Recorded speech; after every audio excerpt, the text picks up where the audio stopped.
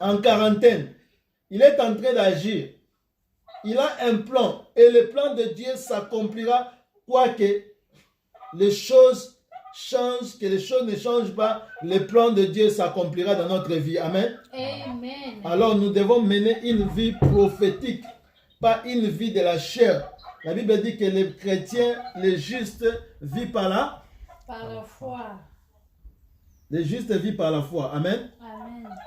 Nous voulons vivre par la foi. Nous ne voulons pas vivre nous voulons vivre par la foi. Donc, la vie chrétienne, c'est une vie, nous disons que une vie de destinée, une vie de mouvement.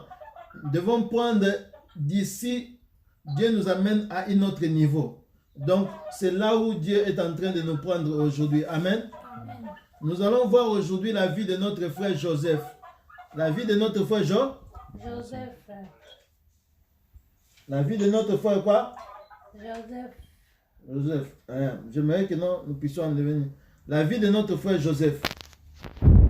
Nous allons regarder dans le livre de Genèse, chapitre 30, verset 25. Le mot Joseph signifie Dieu va ajouter. Dieu va ajouter. Amen. Qu'est-ce que j'ai dit? Joseph signifie quoi? Dieu va ajouter. Exaucer. Oui. Joseph signifie quoi?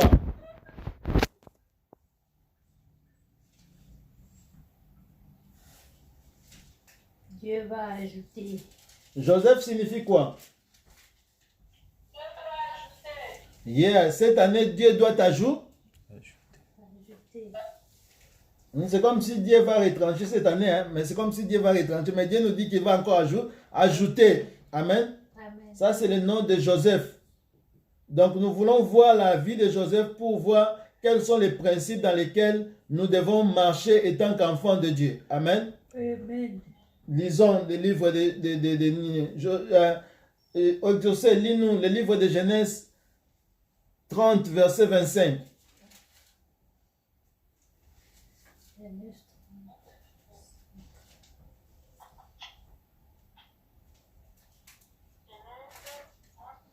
Je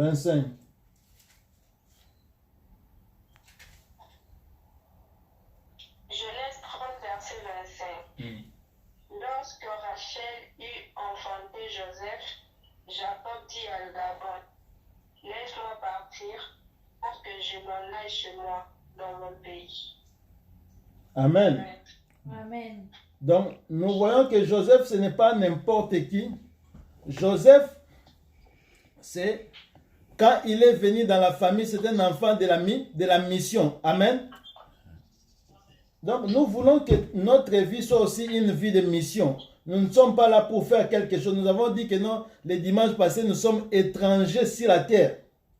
Nous sommes voyageurs sur la terre. Nous sommes venus pour accomplir une mission. Notre vie doit être en mouvement pendant que nous sommes en train d'aller sur la terre. Lorsque Joseph est venu dans la famille de Jacob, les choses ont changé.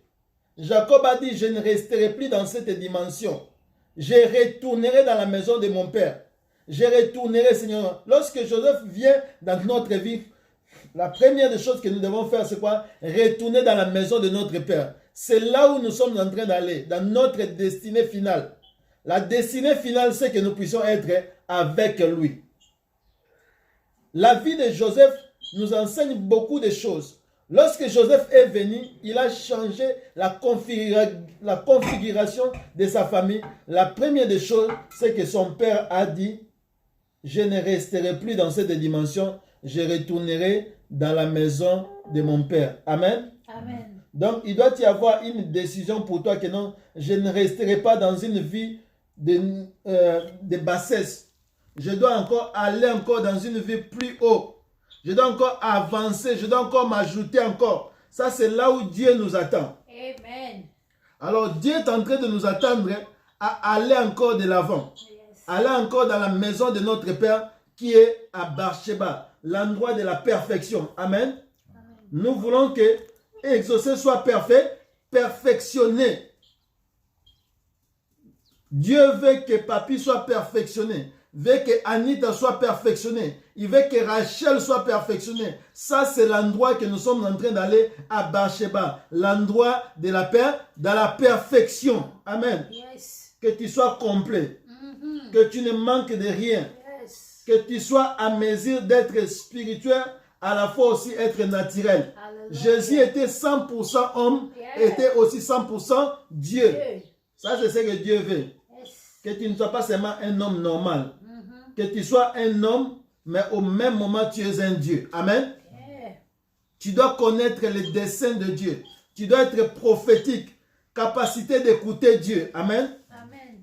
Nous voyons qu'à l'âge déjà de 17 ans, Joseph a commencé Avoir à écouter la voix de Dieu. Dieu. Amen.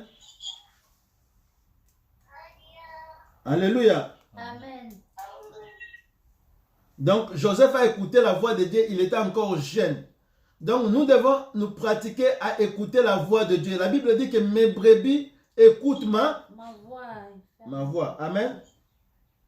Amen. Est-ce que toi, tu es les brebis du Seigneur? Yes. La voix de Dieu n'a pas été désignée seulement pour les pasteurs. C'est pour les brebis du Seigneur pour écouter sa voix et le suivre. Mhm. Nous devons écouter la voix. La Bible dit que celui qui a des oreilles entende. Dieu nous a bénis pour nous donner des oreilles pour entendre les choses de Dieu. Nous ne voulons pas vivre comme des hommes naturels. Les hommes naturels, ils voient les événements, ils ne savent pas ce qui est en train de se passer. Mais nous, nous devons être des hommes prophétiques, des hommes qui peuvent écouter la voix de Dieu et faire ce que Dieu attend de nous. Amen. Alléluia. Pendant que les choses étaient en train de passer sur la terre, Noé a écouté la voix du Seigneur. Amen. Noé a commencé à bâtir l'arche. Pendant que les hommes se concentraient à bâtir les choses dans ce monde ici, la Bible dit dans les jours de Noé, les gens mangeaient, buvaient, vêtaient des habits jusqu'à ce que Noé est entré dans l'arche. Ils n'ont pas connu que Dieu était en train de venir parce que le peuple n'était pas prophétique. Amen. La voix de Dieu a été faite pour que toi tu puisses l'écouter.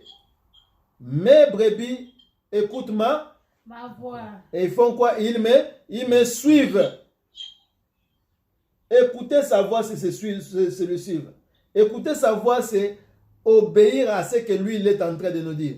Écouter sa voix, c'est quelque chose de très très important parce que si nous écoutons sa voix, nous connaissons la direction, là où il est en train de nous prendre.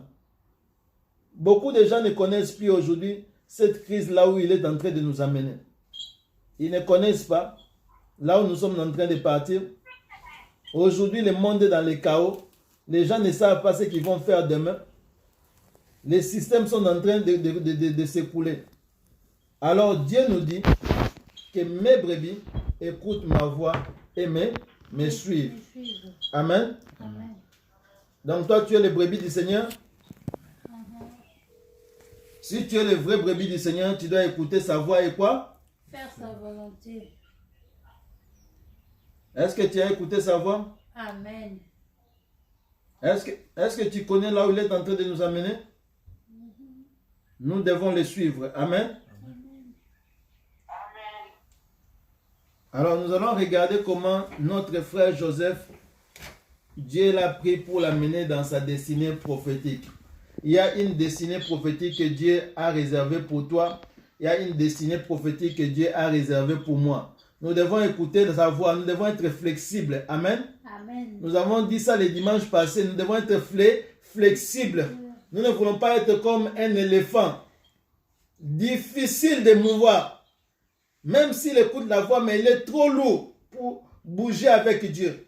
Nous voulons être comme notre père Abraham. À chaque fois qu'il écoutait la voix du Seigneur, il prenait son tente, il prenait sa maison, il prenait ses frères, il bougeait là où Dieu est en train de bouger. Amen. Amen. Dieu est en train de nous enlever nos cœurs dans les choses de ce monde. Dieu est en train de nous dire en ce moment ici, regardez à moi ici. Je suis là sur la terre. Je suis prêt à retourner. Alors pendant ce moment ici, nous devons avoir le cœur de notre père Abraham, la manière de faire de notre père Abraham qui a fait en son temps. Il a marché avec le Seigneur. Amen. Il a marché avec quoi? Le Seigneur. Donc le souci de Dieu est que chaque famille que tu es là, que tu puisses marcher avec le Le Seigneur.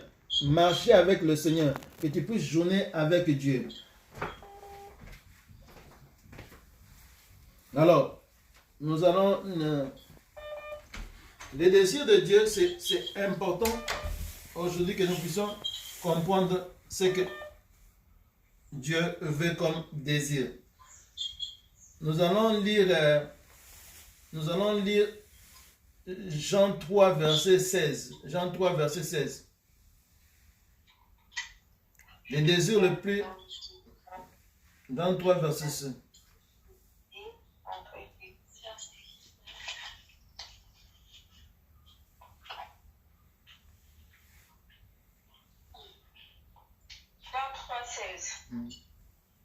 Car Dieu a tant aimé le monde qu'il a donné son Fils unique, afin que quiconque croit en lui ne périsse point, mais qu'il y ait la vie éternelle. Amen. Le souci de Dieu, c'est que les gens ne puissent pas périr. Tout le monde, le souci de Dieu, c'est pour que les gens ne puissent pas périr, mais qu'il y ait la vie éternelle. Amen. Le souci le plus ultime, c'est que tout le monde puisse le connaître. Tout ce que Dieu est en train de faire, le souci le plus ardent est que nous puissions les connaître. Nous tous, nous puissions être sauvés. Mais à cause de la distraction, beaucoup de gens vont combattre même le plan de Dieu dans leur propre vie. Alors ne soyez pas distraits. Ne soyez pas distraits pendant ce moment que nous sommes en train d'aller là où il y en a. La Bible dit que Dieu a donné à Joseph ce qu'on appelle un rêve. Il lui a montré une partie de sa vie. Mais dans ce rêve-là, Joseph était en train de voir, il y avait aussi la vie de sa famille qui était inclue. Mais ses frères, comme ils n'étaient pas prophétiques, comme ils n'étaient pas encore capables de comprendre, le diable les a touchés pour qu'ils puissent combattre Joseph. Donc, dans tout ce que Dieu est en train de te donner, la vie de ta famille est à l'intérieur. Le souci de Dieu est de sauver toute ta famille. Mais pour que nous puissions arriver à cela, nous devons comprendre l'ultime désir de Dieu, là où Dieu est en train de nous prendre pour nous amener. Amen. Le souci de Dieu est que l'homme ne puisse pas périr, mais qu'il ait la vie éternelle. Amen. La vie éternelle est que nous puissions le connaître, qu'il est notre Dieu, qu'il est notre conducteur. La vie éternelle est que nous puissions connaître les voies de Dieu, là où il est en train de nous amener. Où est-ce qu'il est en train de nous amener en tant que peuple aujourd'hui? Et tant que nous qui sommes sur la terre aujourd'hui, là où Dieu est en train de nous prendre, c'est très très important en cette saison ici que nous sommes en train d'attendre le retour de Christ. Nous devons connaître que les voies de Dieu sont importantes. Et seul le peuple prophétique peut comprendre les voies de Dieu. Amen. Donc, Joseph n'a pas compris que la direction que Dieu était en train de prendre, il lui a montré seulement quelque chose, mais la direction que Dieu était en train de prendre, c'était pendant la crise. Amen. Joseph est entré dans sa destinée lorsque ses frères l'ont vendu. C'est en ce moment-là que Joseph a commencé à entrer dans sa destinée.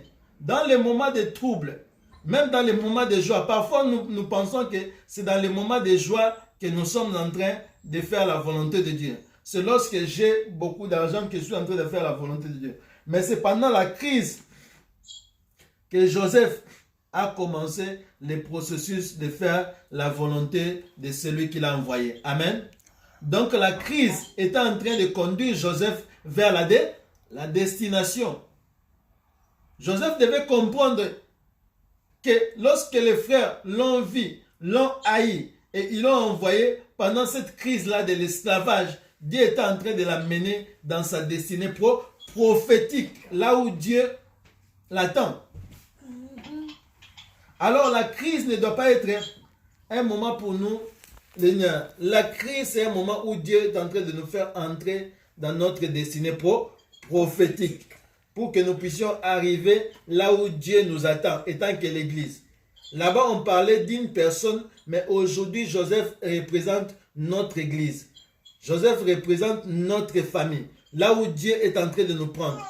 Donc, la crise ici n'est pas seulement le moment où nous sommes en train, mais c'est le moment où Dieu est en train de nous amener tout droit vers notre destinée prophétique. Amen. Alors ta foi doit être augmentée au lieu que ta foi puisse diminuer.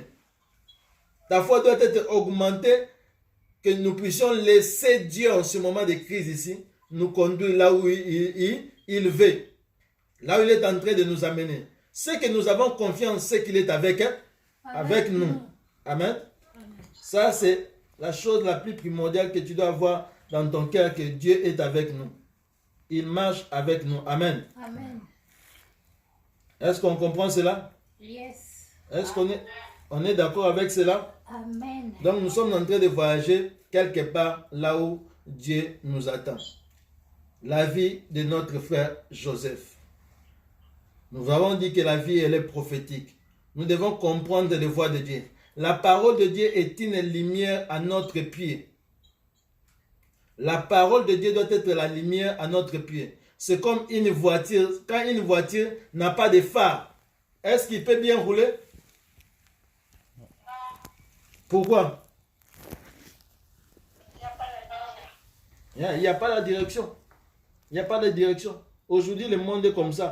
C'est comme si ils sont comme si une voiture qui n'a pas de phare. Ils ne savent pas là où ils sont en train de partir.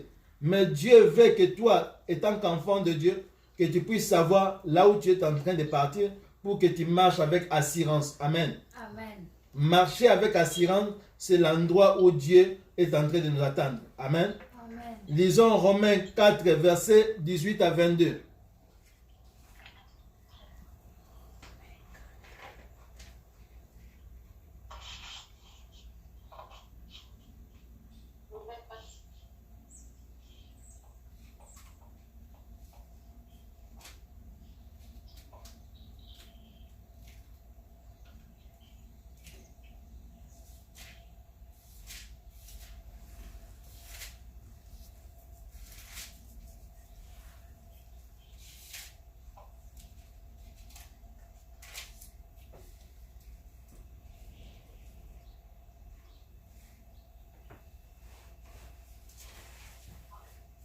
Romains 4, 18 à 22.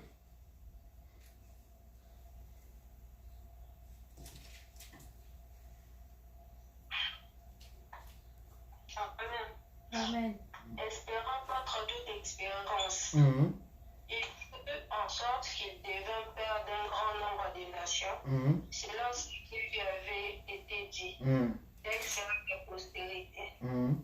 Et s'affaiblir dans la foi, Mhm. il ne considéra point que son corps était déjà usé, Mhm. puisqu'il avait près de 100 ans Mhm. et que Sarah n'était plus en état d'avoir des enfants. Mhm. Il ne douta point par incrédulité Mhm. au sujet de la promesse de Dieu, Mhm. mais il fut fortifié par la foi, donnant gloire à Dieu Mhm. et ayant la pleine conviction que ce qu'il promet, il peut aussi l'accomplir. C'est pourquoi cela lui fut imputé à justice. Amen. Amen. Amen. Est-ce que nous avons compris ces versets? Dieu a dit que non, Abraham, Dieu lui avait donné une promesse. Mais le temps que ça prenait, depuis l'âge de 75 ans qu'il avait reçu la promesse, jusqu'à l'âge de 90 ans et 100 ans, mais Abraham, sa foi n'était pas en train de devenir weak. Sa foi n'était pas en train de devenir faible, mais sa foi était en train de grandir. Il n'a pas douté que tout ce que Dieu avait promis a la puissance de l'accomplir. Amen. Amen. Tout ce que Dieu dit, il a la puissance de l'accomplir. Même quand les choses ne sont pas en train de marcher, Dieu est toujours derrière sa parole pour l'accomplir. Amen. Amen. Alors pendant ce moment ici que nous sommes en train d'attendre l'épouse du Seigneur, notre foi ne doit pas diminuer, notre foi doit être toujours augmentée. Nous ne devons pas douter de notre foi, de tout ce que Dieu nous a dit. Nous sommes en train de voir l'accomplissement des promesses de Dieu sont en train de se manifester en ce moment ici. Alors chacun de nous ici a une destinée que Dieu lui a envoyée. Nous avons une destinée d'ensemble que Dieu nous a donnée, que nous allons accomplir, nous allons ensemble accomplir cela. Alors Dieu veut en sorte que nous ne puissions pas douter pendant les moments de la crise. Amen. Amen. La Bible dit qu'il n'a pas considéré que son corps était en train de user. Même si les choses étaient en train extérieures, n'étaient pas en train de marcher comme il faut, mais lui ne considérait pas, il ne regardait pas les choses extérieures. Mais lui, ce qu'il voyait, c'était quoi? La promesse que Dieu lui avait fait. Amen. C'est là où nous sommes en train de partir. Tout ce que nous devons regarder, c'est la promesse que Dieu nous a envoyée. Tout ce que Dieu nous a dit. C'est là où notre foi doit être résidée. Entre le temps où Dieu avait dit et le temps de l'accomplissement, il y a un gap. Ce gap-là, on attend le temps de waiting time. Amen. Amen. Le temps où on attend à ce que la promesse de Dieu puisse s'accomplir. Mais pendant ce temps-là, ce qui va nous donner la force que Dieu puisse accomplir, c'est notre foi. Amen. Amen. Parce que sans la foi, il est impossible de plaire à Dieu. Et Abraham n'a pas regardé les circonstances extérieures.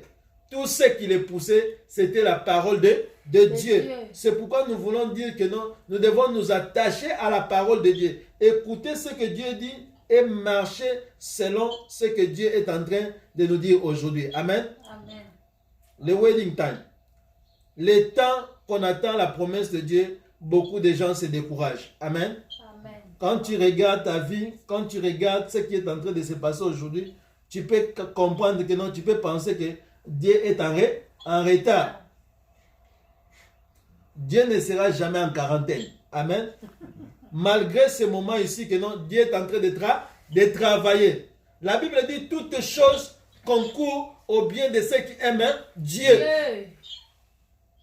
Le coronavirus concourt au bien de ceux qui aiment Dieu. Tout ce qui est en train de se passer sont en train de travailler pour ceux qui aiment Dieu et ceux qui l'ont appelé, ceux que Dieu a appelés. Amen. Amen.